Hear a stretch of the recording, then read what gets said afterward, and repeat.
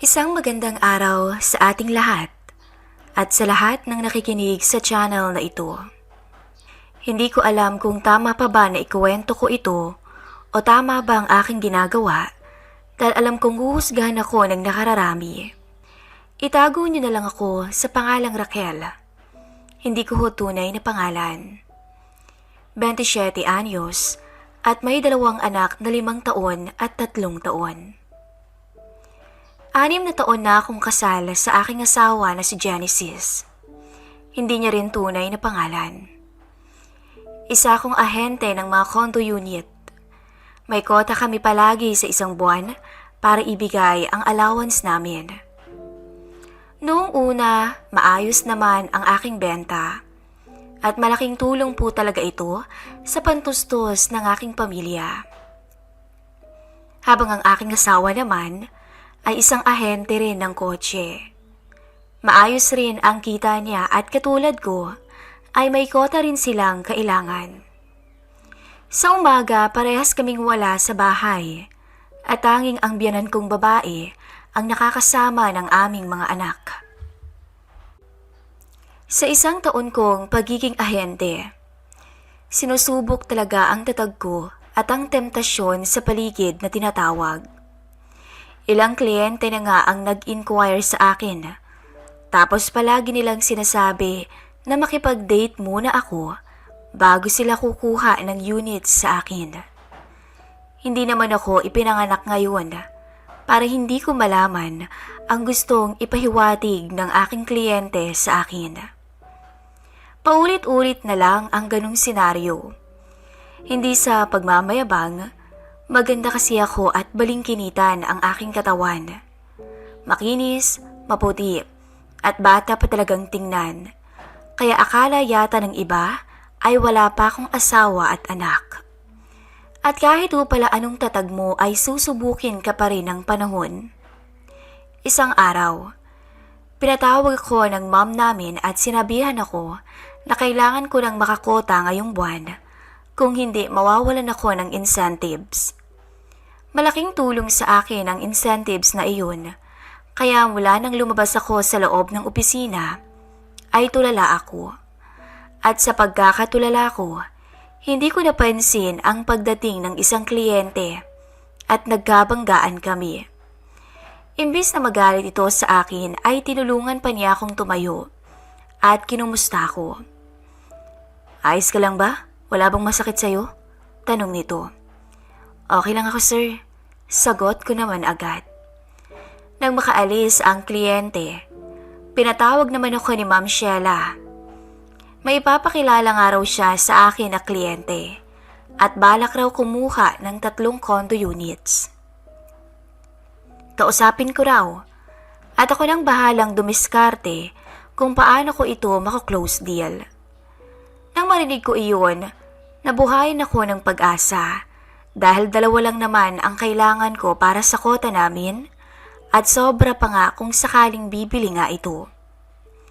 Nagpunta ako sa showroom dahil naroon na raw ang kliyente. Pagpasok ko, nakatalikod dito at nakaupo. Good morning, sir. I'm sorry I'm late. Hindi ko na natapos ang sasabihin ko nang tumayo ito at humarap sa akin. Namilog ang mga mata ko nang makita kung sino ito. Siya yung lalaki na nakabanggaan ko kanina. Ikaw ulit. Nice to meet you, miss. Wika nito. Raquel po. Tila naiilang at nahiya kong iabot ang kamay ko rito para magdaop ang mga palad naming 2. Agad kong iniwas ang kamay ko nang bigla niya itong pisilin na parang may gustong ipahiwatig. Tila naaasiwa ako sa ginawa niyang yun. Pero kagaya dati, hindi ako nagpaapekto sa mga kapilyuhan ng aking kliyente. Maya-maya ay nag-usap na kami at napag-alaman ko na isa pala siyang negosyante at balak niyang kumuha ng 3 unit para sa business niya. Airbnb daw. Napag-alaman ko ring binata siya at nasa 30 anyos na siya. Pinagmasdan ko ang mukha ni Sir. Hindi siya ganon kagwapo, pero matangkad at matikas naman ang kanyang katawan at halatang batak sa gym. Wala siyang kahirap-hirap kausap at agad siyang kumuha ng 3 unit. Sa sobrang saya ko na lagpas pa ako sa kota ko ngayong buwan, inayos ko agad ang mga papeles ni Sir hanggang sa inabot kami ng hapon. At dahil malapit na rin kaming umuwi, nag-alok si Sir na ihatid na raw niya ako. Hindi ko alam kung bakit sumama ako sa kanya. Bakit ganoon kapalagay ang loob ko at nagtiwala agad ako sa kanya. Akala ko uuwi na kami, pero nag-aya muna siyang mag-dinner kami. Medyo di na ako mapalagay ng mga sandaling yun. Parang mali kasi ang desisyon kong sumama pa sa kanya. Hanggang sa pumunta kami sa isang restaurant. Kumain kami at nabusog po ako ng sobra. Marami rin naikwento si Sir Harold, hindi niya tunay na pangalan. Hindi nagtagal, nawala lahat ng agam-agam ko sa kanya dahil gano'n na lang kabilis gumaan ang loob ko sa kanya kahit ngayon lamang kami nagkita. Hindi ko rin maipaliwanag kung bakit gano'n ang pakiramdam ko ng mga oras na yun. Hanggang sa natapos nga kaming mag-dinner at sinabi niya na uuwi na kami. Pumayag ako sa pag-aakalang uuwi na talaga kami. Pero habang nasa loob kami ng sasakyan, nagulat ako nang bigla niyang dinantay ang kanang kamay niya sa hita ko, kasabay ng isang haplos na kinagulat ko. Gusto kong mainis, pero bakit tila iba ang naging reaksyon ko sa kapilyuhan niya? Hindi ko maintindihan kung bakit ganun na lang siya o ganun ko na lang siya hinayaan kahit pa alam kong nakakabastos na. At dahil sa hindi ako umalma, doon ito mas lalong naging pangahas. Napaiwas na lang ako ng tingin sa kanya dahil hindi ko alam ang sasabihin ko ng mga oras na yun. Isa pa ay naisip ko agad ang utang na loob ko sa kanya sa pagbili niya ng 3 units sa akin. Ang nakakatawa pa nga ay nabusinahan na kami sa likuran sa bagal niyang magpaandar at doon lang ako biglang natauhan. Sir, bababa na po ko ron. Magta-taxi na lang po ako. Wika ako at baka mawala pa ako sa katinuan at kung saan pa ako dalhin ang sitwasyon. Pag-uwi ko ng bahay, naikwento ko sa aking asawa na nakakota ako at masayang-masaya siya para sa akin. Akala ko nga yun na rin ang huling pagkikita namin ni Sir Harold kasi tapos naman na ang transaksyon namin. Kaso lang, talagang darating tayo sa karupukan kahit hindi naman natin inaasahan. Tumawag sa akin si Sir Harold at gusto niya raw po na makipagkita at may itatanong raw siya sa akin. Since ako ang ahente niya, pumayag ako at ayoko namang may masabi siya sa akin. Nakita kami sa BGC Makati at malapit kasi roon ang unit na binili ni Sir Harold.